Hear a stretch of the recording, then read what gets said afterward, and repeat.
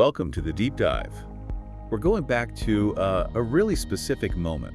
Think late January 2022, Canton, Massachusetts. Yeah. Bitterly cold, snowy night. Yeah, and it's the morning after that night, in all that snow, that things really begin. A Boston police officer, John O'Keefe, found unresponsive, outside a house. And what happened next? Well, it's become this huge case, divided a whole town, got national attention.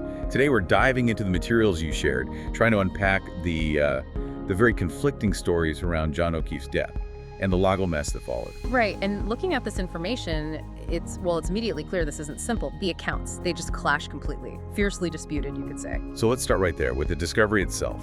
The materials describe it pretty vividly. Early morning, freezing cold, lots of snow on the ground, and there's John O'Keefe. Outside, clearly. Something's very wrong. Very wrong. His condition was immediately alarming. Head trauma, obviously severe hypothermia from being out there, plus bruises. It was clear something terrible had happened. Now, John was with his girlfriend that night, Karen Reed. And her initial story, at least as it's laid out in these materials, that's kind of the first big divergence, isn't it? It really is. Her account is that she dropped John off at this house the night before. They were meant to go to a party there, supposedly together. Together, right. But she says he went in alone. She waited in the car for a moment, apparently, and then just drove off. But then she couldn't reach him later. Exactly. Couldn't get hold of him the next day, so she goes back looking for him. And she's the one who finds him? Yes. Tragically, yeah. She finds him there, in the snow. Okay. And this is where, well, the story takes a really sharp, very controversial turn. Yeah. Because not long after John's death, Karen Reed is arrested. And the charges are extremely serious. We're talking second-degree murder, manslaughter, leaving the scene of an accident causing death. Heavy charges. So the prosecution, they developed a specific narrative, right? A theory of what they believe happened. They did. They alleged that Karen, maybe they were arguing, maybe something else happened, but that she hit John with her SUV, backing out of the driveway. Hit him and then left. Hit him and then drove away, yes. Yeah. Left him there in the cold, essentially, to die. That's the prosecution's case. And they point to evidence. What kind of evidence are we talking about here? Well, several key things. For one, her vehicle, the SUV, it had damage. Damage? Like what? A smashed right taillight. Pretty significant damage. Okay, what else? They also recovered John's DNA from the back of her car. His DNA on her car. And wasn't there a statement she made? Ah, yes. That's maybe the biggest piece for the prosecution. A statement attributed to her, something along the lines of, could I have hit him? Did I hit him? And the prosecution, based on the materials, they see that as, well, almost a confession. Incredibly incriminating in their view. Yeah, basically an admission of possibility or even guilt.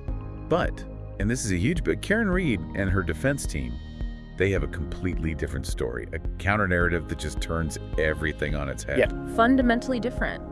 Her core claim, she's being framed. The whole thing is a setup. Framed. So the defense isn't just saying it was an accident she didn't realize. They're saying she didn't hit him. Exactly. They argue John did not die because she hit him with her car. Their claim is he actually made it inside the house that night. Inside the house where the party was supposed to be. That's right. And their theory goes further. Something happened inside that house. Maybe a fight, an altercation, something violent. He was injured there. Injured inside, yes. And then, according to the defense, moved back outside later and left in the snow. Dumped, essentially. Wow. Okay, so that leads to this really explosive accusation from the defense, doesn't it? About the police investigation itself. It does. They claim the investigation wasn't just flawed, but that there was an active cover-up to protect someone who was inside that house, someone connected. Connected how? Well, the materials sort of hint at this, tight-knit community, law enforcement circles overlapping. The defense paints Karen as the outsider, the easy person to blame, the scapegoat to protect one of their own. And the issues with the investigation, they didn't end there, did they? There was the lead investigator, Michael Proctor. Right, Proctor. He became a major focus. And he was actually later fired. Fired for misconduct. For misconduct, yes. Not directly related to this case initially, I believe, but it certainly added fuel to the fire. And then there were those text messages. That seemed to really blow things open, didn't it? Oh, absolutely. Leaked texts from Proctor. They reportedly showed, clear bias against Karen, calling her names, making crude jokes about the case. Which obviously raises huge questions about objectivity. Yeah. Right from the start of the investigation. Serious doubts, yeah. If the lead investigator is showing that kind of bias, how objective could the investigation really have been? That's the defense's point. So you have these two wildly different stories, questions about the investigation. It's no wonder the first trial was chaotic. Some sources called it a total circus. And it ended, importantly, without a resolution. The jury was deadlocked, couldn't agree. A mistrial. A mistrial. Which brings us more or less to where things stand now, or recently anyway. Right. So in 2025, according to these materials, Karen Reed is back in court, a retrial. And this time, it's got even more attention, right? National spotlight. Huge national attention. And the scene outside the courthouse, as described here, it's intense. Not so. People are physically there holding signs. You've got Free Karen signs right next to Justice for John signs.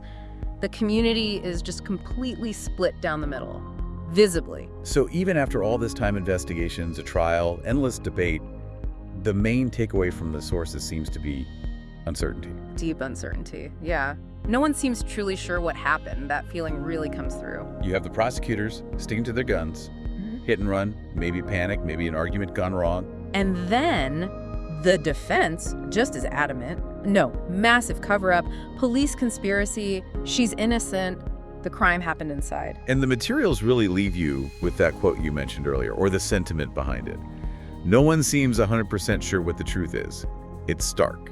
It really is. And because of that, this case becomes about so much more than just, did a car hit a person? Right. It touches on bigger things. Much bigger things. Themes the materials bring up, like police loyalty. What happens when that loyalty is questioned? Allegations of evidence tampering or mishandling. Small-town politics and how connections might influence things. And all swirling around this one man's tragic and still mysterious death. Exactly. And for you, the listener, looking at this, seeing how the same facts, the same pieces of information can be spun into two completely opposing narratives, and seeing the questions raised about the investigation itself. It makes you think, doesn't it?